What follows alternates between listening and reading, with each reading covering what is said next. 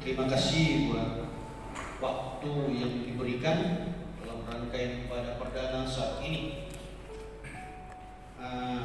Mari mendapati pembacaan firman Tuhan dalam 1 Korintus pasal 9 ayatnya yang ke-24 sampai 27. 1 Korintus pasalnya 9 ayat 24 sampai 27. Alkitab berkata seperti ini. Tidak tahukah kamu bahwa dalam gelanggang pertandingan semua peserta turut berlari, tetapi bahwa hanya satu orang saja yang mendapat hadiah? Karena itu, larilah begitu rupa sehingga kamu memperolehnya. Tiap-tiap orang yang turut mengambil bagian dalam pertandingan menguasai dirinya dalam segala hal. Mereka berbuat demikian untuk memperoleh suatu mahkota yang fana. Tetapi kita untuk memperoleh suatu mahkota yang abadi. Sebab itu aku tidak berlari tanpa tujuan, dan aku bukan petinju yang sembarangan saja memukul, tetapi aku melatih tubuhku dan menguasainya seluruhnya, supaya sudah memberitakan Injil pada orang lain, jangan aku sendiri ditolak. Puji Tuhan. Saudara-saudara, bapak-bapak, teman-teman yang dikasihi Tuhan, hari ini masih pagi-pagi, kurang lebih jam 9. Saya sudah keluar rumah. Saya menjenguk salah seorang anak muda, yang anak remaja yang mengalami masalah dengan kesehatan. Sana beberapa waktu berkomunikasi dengan orang tua. Saya kurang lebih dari jam 9 sampai kurang lebih setengah 11 atau jam 11 baru saya balik, karena memang agak rumit permasalahan yang dihadapi. Setelah itu saya isi bensin di tapak kuda, dan saya ingat ada salah satu anggota di sekitar situ. Sudah beberapa waktu, bahkan Natal dan Tahun Baru pun tidak hadir ibadah. Saya datang dan dia katanya hampir tidak lagi kenal saya karena rambut saya sudah mulai putih semua katanya. Dia bilang, kenapa perubahanmu begitu cepat? Bodimu masih bagus, enggak mau awet, tapi rambutmu ini kalah cepat. Ya, saya bilang, saya lihat juga kita dulu agak kurus, tapi sekarang badan itu sudah lumayan bagus. Dia mulai cerita, saya kena COVID katanya, tapi tidak kayak isolasi, dia isolasi mandiri saja. Jadi menurut dia hilang penciumannya, hilang rasanya, dan akhirnya dia minum ramuan-ramuan termasuk kunyit, ada beberapa jenis ramuan yang dia campur jadi satu, dan kurang lebih 1 minggu itu dia minum terus. Dan anak-anaknya kalau pulang kasih dia uang begini, bapak dimakan, akhirnya naik badan. Nah, berbicara dengan sebuah perubahan yang begitu cepat, maka saya langsung masuk. Dia bilang begini, karena perubahan itu terlalu cepat. Lihat saya, terlalu cepat, terlalu cepat langsung jadi putih. Lihat kondisi dunia ini. Tadi saya lihat katanya corona ulang tahun. Hari ini saya kaget lihat postingan. Nanti tadi baru saya perhatikan, karena hari ini kalau saya sudah di luar rumah, di luar pastori, WA tidak aktif. Jadi ini tadi baru saya perhatikan, corona ulang tahun, 1 tahun sudah. Begitu cepat. Wah, itu cepat sekali berlalu. Kalau demikian, Tuhan masih kasih kesempatan. Kalau Tuhan masih kasih kesempatan, cepat balik sama Tuhan. Saya langsung masuk. Saya bilang, saya tidak mau kau mati di luar Tuhan. Sekali lagi, saya tidak mau kau mati di luar Tuhan. Saya pengen kau mati dalam Tuhan. Terus dia bilang, iya, anakku sudah kasih motornya sama saya. Dia beli baru, hari Minggu saya mau pergi. Saya bilang, saya tidak butuh janji, saya butuh kenyataan. Balik sama Tuhan secepat mungkin. Jangan biarkan kau mati di luar Tuhan. Itu sama-sama. Nah, Bapak Ibu saudara-saudara, dari situ saya dapati ayat ini. Ternyata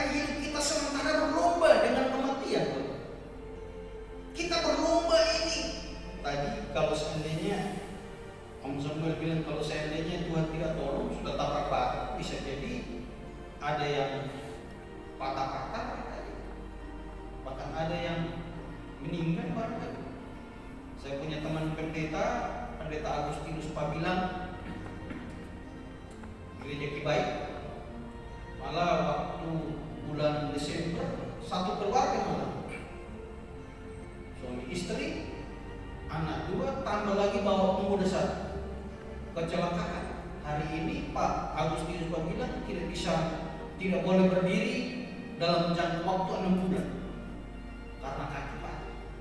Bersyukur anak-anaknya cuma benjol-benjol dan sehat kembali. Tapi Pak Agustinus, Pak Andreas Roma Kibai,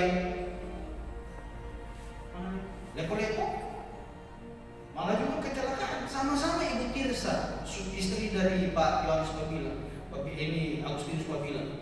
Itu malah cuma karena sabuk pengaman tidak dipasang dengan baik, sehingga sabuk pengaman itu besinya tikam ke dalam, khusus dipotong sekian senti. Hari ini tidak normal.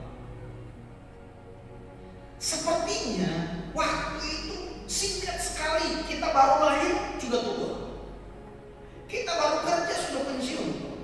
Samuel bilang waktu yang panjang, memang sepertinya panjang, tapi ketika kita perhatikan kayak singkat sekali. Kenapa saya sudah tua? Kayaknya kemarin masih lihat anak-anak hidup seperti begini. Saya telepon sama kakak tertua saya. Saya lihat keponakan saya, keponakan dan cucu. Karena keponakan sudah punya anak, jadi cucu. Dulu waktu saya pulang, waktu masih pulang terakhir masih kecil-kecil, saya baru dengar pulang, dia bilang, "Opa datang." Dia lari kencang-kencang cuma mau dapat uang 5.000. Opa doi. Kasih 5.000. Barusan muncul lewat. Siapa itu? Ini susah. Perkembangan cepat, begitu cepat sekali. Jadi seperti kita berlomba menghadapi kenyataan kehidupan ini. Kalau kita kalah, maka kita keluar dari pelayanan. Kalau kita kalah, kita keluar dari komunitas kita. Kalau kita kalah, kita malah karena banyak hal maka kita pergi meninggalkan Tuhan. Tapi mari jadi pemenangnya. Amin. Bagaimana menjadi pemenang dalam hal ini? Pertama, arahkan pikiran kita kepada hadiah yang Tuhan sediakan. Saya coba kali-kali Bapak Ibu, umur kita yang paling tua Pak Kombo. Bapak umur berapa sekarang Pak? 67. Ada yang di atas 67? Yang paling muda Brian. Umur berapa Brian? 17 67, berarti beda 50 tahun.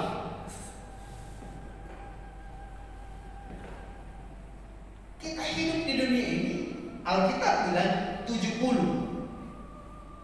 Kalau bonus seperti 80. Tapi ketika saya lihat peta zaman maksud saya, kita hidup 70 tahun, 80 tahun. Tapi bapak-bapak yang dikasih Tuhan, setelah itu kita di kekekalan itu dimulai dengan 1000 tahun damai. Setelah 1000 tahun damai itu tidak lagi dihitung tahunnya, jumlah tahunnya berapa. Artinya ini kita cuma 70 tahun di muka bumi, singkat sekali. Nah, kalau dengan demikian, kalau kita cuma fokus pikiran kita kepada hal-hal duniawi, hal surga kapan kita pikirkan? Saya tidak salahkan, malah saya motivasi anak-anak muda cari pekerjaan, tes PNS. Siapa tahu bisa lulus. Siapa tahu bisa lulus. AB suami istri ikut tes saja, padahal mereka sudah punya pekerjaan sebenarnya. Anak dari Balutan, dua-duanya lulus PNS. Istri di dekat Pelosi, puskesmas. Tapi abeknya yang dikirim ke Pulau Sera, Ambon. dunia agak jauh dari istri dan orang tua. Tapi saya bilang sama dia, kau sudah ambil itu, resikonya harus demikian. Dari awal kau sudah tahu akan dilempar kemana-mana, berarti kau mesti siap ambil resiko itu. Bicarakan sama istri dan anak-anakmu, sepakat bersama. Pergi dulu, kurang lebih paling lama 5 tahun baru bisa pindah kembali ke kendali kalau Tuhan kasih. Harus ambil. Kenapa? Karena mari bekerja selama kita bekerja, tapi target utama kita bukan kebutuhan jasmani kita. Amin. Target utama kita itu mahkota yang Tuhan sediakan bagi kita. Dia bilang begini, tetapi bahwa hanya satu orang saja yang mendapat hadiah. Karena itu larilah begitu rupa sehingga kamu memperolehnya. Tiap-tiap orang turut mengambil bagian dalam pertandingan. Mereka berbuat demikian untuk memperoleh satu mahkota yang mana. Tetapi kamu memperoleh suatu mahkota yang abadi. Jadi di dunia ini yang kita dapatkan uang, rumah, HP mewah, mobil bagus, apapun juga itu dibilang fana. Dan itu hanya kita pakai sebatas kita ada di dunia ini.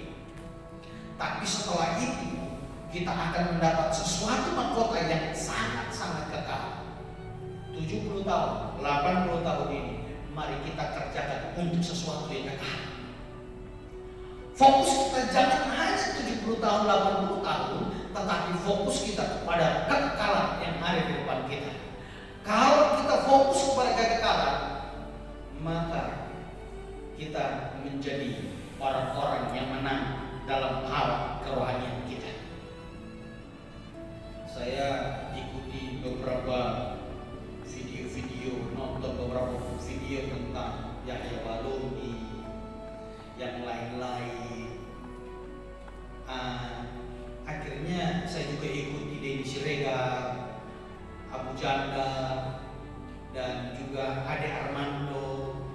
Ade Armando malah belak-belakan bilang begini, mereka itu hanya mencari popularitas dan uang kekayaan.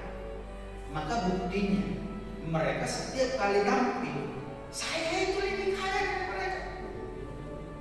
Itu cuma fokus dengan hal-hal dunia, maka meninggalkan iman mereka. Tetapi ketika kita fokus kepada Tuhan, maka Erastus Tardono pernah sebuah khotbah dia bilang begini, walaupun Tuhan engkau tidak tolong saya, walaupun engkau tidak menyembuhkan saya, walaupun pergumulanku berat, tetapi aku tidak akan meninggalkan engkau. Aku akan berusaha sampai garis akhir. Kenapa? Karena fokusnya kita bukan kepada hal dunia, fokus kita kepada Tuhan. Nah, ini yang saya dapat bapak-bapak yang dikasih Tuhan.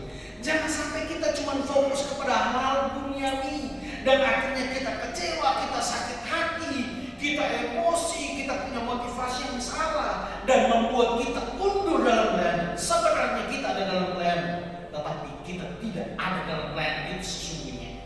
Saya akan bahas nanti kalau hari Minggu. Ada dalam gereja, tapi ternyata terhilang. Nah, inilah yang saya pengen supaya kita ini jangan sampai kita fokus itu saja. Fokus kepada sesuatu yang kekal, yang Tuhan sediakan lebih dari apa yang kita pikirkan. Alkitab bilang, apa yang tidak pernah kita dengar, apa yang tidak pernah kita lihat, apa yang tidak pernah timbul dalam hati, itu yang Tuhan sediakan bagi kita. Bapak Ibu saudara-saudara, itu menentukan hal-hal ada di dunia, tetapi lebih lagi kepada hal-hal yang surgawi nanti. Saya baca kitab Wahyu, Yohanes menggambarkan surga itu seperti ini, seperti ini. Saya bilang, mungkinkah pikiran manusia yang kecil, otak manusia yang kecil, matanya Yohanes yang sementara kalau seperti itu, dia mungkin lihat sesuatu yang sangat wow sebenarnya, tapi dia tidak punya daya untuk menulis lebih. Ada sesuatu yang sangat luar biasa. Maka jangan fokus kepada hal duniawi, tapi fokus kepada hal surgawi. Kerja oleh kerja, nikmati usaha sedemikian rupa, tapi jangan sampai hal rohani lebih kita bawahkan daripada hal jasmani. utamakan hal rohani, karena hal rohani akan membawa kita kepada kekekalan mahkota yang Tuhan sediakan yang luar biasa bagi kita. Yang kedua, bagaimana menjadi pemenang? Menguasai diri. Belajar menguasai diri. Pepatah bilang lebih gampang menguasai sekumpulan kerbau. Kalau papa saya yang bilang begitu, lebih gampang menguasai sekumpulan kerbau daripada menguasai lidah, kata-kata kita. Apalagi kalau sementara emosi. Apalagi kalau sementara emosi, sementara stres. Tadi saya ketemu teman saya, saudara saya ini punya anak yang bermasalah. Dia kemarin karena saking stresnya sempat pukul anak karena kondisi. Orang BNN datang bilang tolong kuasai diri, tapi sebelumnya saya sudah bilang tolong kuasai diri. Anak ini sementara butuh disayang, bukan butuh dimarah-marah. Anak ini butuh pelukan dari ayah dan ibu, bukan tangisan dan teriak-teriak. Saya bilang ini puji Tuhan. Ketika saya berdoa, mereka sudah air mata, mereka menangis sedemikian rupa. Saya cuma bilang, kembali sama Tuhan, jangan lagi kesempatan ini dibiarkan berlemah begitu, kembali sama Tuhan. Nah, bapak-bapak yang dikasihi Tuhan, menguasai diri ini penting. Saya salah satunya yang belajar tentang ini. Sekali lagi, belajar tentang ini. Kalau saudara dengar waktu kemarin saya puasa terakhir, saya ngomong sesuatu kepada bapak ibu saudara-saudara, itu karena saya tidak kuasai diri. Saya bilang saya melakukan sesuatu terhadap istri saya, itu karena saya tidak kuasai diri. Tidak kuasai diri. Nah, dari situ saya belajar bagaimana cara menguasai diri. Supaya ketika emosi, tolong jangan sampai kita mengeluarkan kata-kata yang salah. Jangan sampai kita melakukan hal-hal yang berbau negatif untuk kehidupan kita. Kuasai diri. Karena sementara kita berlomba untuk menang. Amin. Nah, kalau kita tidak kuasai diri, kita ikuti emosi kita ikuti kesombongan kita, maka kita pasti kalah. Tapi ketika kita kuasai diri kita, itu yang luar biasa. Nah, lidah kita, perbuatan kita, ini harus kita kuasai. Maka biarkan firman Tuhan menguasai hidup kita. Sekali lagi, biarkan firman Tuhan menguasai hidup kita. Saya bukan orang yang kuat hafal ayat. Saya tidak kuat hafal ayat. Tapi ketika saya baca satu kali, saya ingat apa kata-kata itu, apa tujuan ayat. Itu yang saya pentingkan. Bukan daripada saya hafal dari Kejadian sampai Wahyu, saya jadi pusing. Saya nggak hafal ayat. Tapi ketika itu muncul, saya tahu yakin bahwa Tuhan akan menolong saya. Maka biarkan firman Tuhan menguasai diri kita, supaya ketika kita kuasai diri, maka hal besar pun juga bisa kita atasi. Tetapi ketika kita tidak kuasai diri, jangan yang besar, yang kecil kita kalah. Itu yang kedua. Dan yang ketiga, ayatnya yang ke-27. Tetapi aku melatih tubuh dan menguasainya seluruhnya, supaya sudah memberitakan Injil kepada orang lain, jangan aku ditolak. Belajar berlatih, latih diri kita. Bapak-bapak yang dikasihi Tuhan, saya suka melatih diri saya, latih rohani saya. Misalnya tadi Pak Samuel bilang, saya sudah sering kali ngomong dari mimbar, jangan keluar rumah sebelum berdoa. Itu saya lakukan, lama saya lakukan. Untuk setiap kali keluar rumah berdoa itu Kadang saya sudah sampai depan pintu karena buru-buru saya harus berhenti. Kadang sudah sampai jalan saya harus berhenti. Doa itu saya latih. Latih diri saya untuk lakukan itu. Saya belajar memberi. Itu saya latih. Saya latih diri saya untuk memberi. Bapak-bapak, kalau saya pelayanan keluar kota, ketika dikasih kolektor itu hak saya. Tetapi saya coba belajar untuk menyediakan dari dompet saya sendiri untuk kembalikan ke pelayanan. Banyak kali, saya ngomong jujur sama bapak-bapak, banyak kali kalau dihitung rugi sekali, jauh beda. Saya pernah dikasih 300 lebih sedikit 12 atau 13.000. Saya mengeluarkan uang kurang lebih 2,5 juta. Saya latih diri saya. Saya latih diri saya jangan sampai saya fokus kepada berkat orang yang kasih, tapi saya latih diri saya untuk memberi. Nah ini mesti latih. Kenapa? Karena memberi itu sakit. Coba lihat, kalau itu rugi jauh kan? Tapi saya latih untuk memberi. Saya tidak tanggung-tanggung untuk memberi. Saya malah punya pikiran begini. Kalau saya punya uang banyak, saya akan bangun gereja, saya bantu. Tapi ternyata tidak sampai. Paling saya bisa bantu, saya bisa berbagi 500 1 juta. Jadi setiap uang yang Bapak Ibu kasih ke saya, Bapak-bapak kasih ke saya, itu saya tanggung. Selain untuk kebutuhan saya berbagi. Itu saya latih diri saya. Nah, beberapa waktu yang lalu ada sebuah postingan di grup saya. Kalau ada gereja yang harus dibantu, yang layak dibantu, dibangun dari nol, yang penting gereja, maka saya siap bantu, hubungi saya. Saya tidak mau balas di grup, tapi saya tidak berani, tidak punya orang yang minta bantu. Saya screenshot, saya simpan di galeri. Saya doa 2 minggu kurang lebih, Tuhan bagaimana caranya saya hubungi, bagaimana caranya saya hubungi, bagaimana caranya saya hubungi, bagaimana caranya saya hubungi.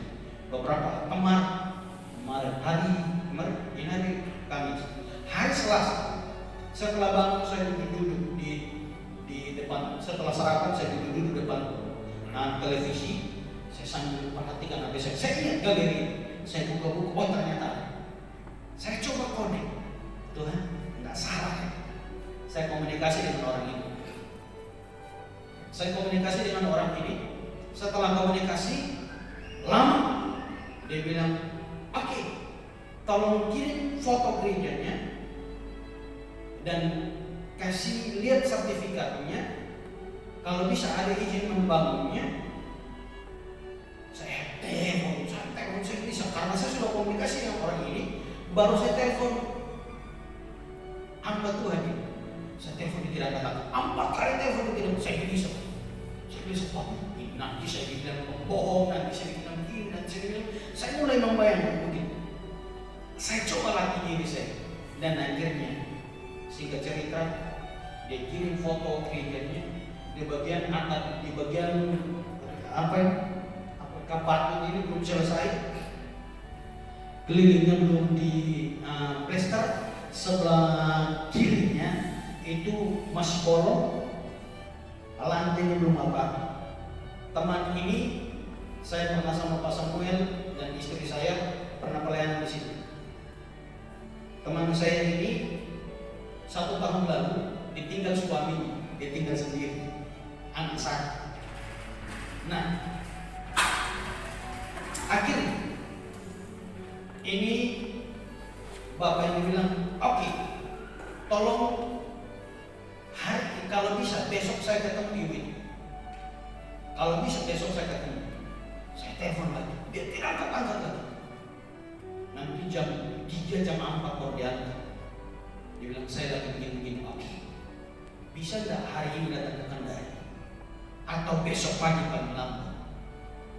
Dia tiba di Kendari kemarin jam 2. Saya komunikasi, akhirnya dia bilang antar sekarang. Saya antar, tidak sampai 15 menit saya duduk sama ini donatur agama. Saya duduk sama-sama, tidak sampai 15 menit. Dia bilang sini Bu. Dia mengeluarkan uang 10 ribuan 2 bundel yang masih diikat. Bu, tolong ini uang dijaga baik-baik, dikelola. Sampai di sana, apa yang perlu dibeli, foto, kirim. Apa yang dibeli, silakan.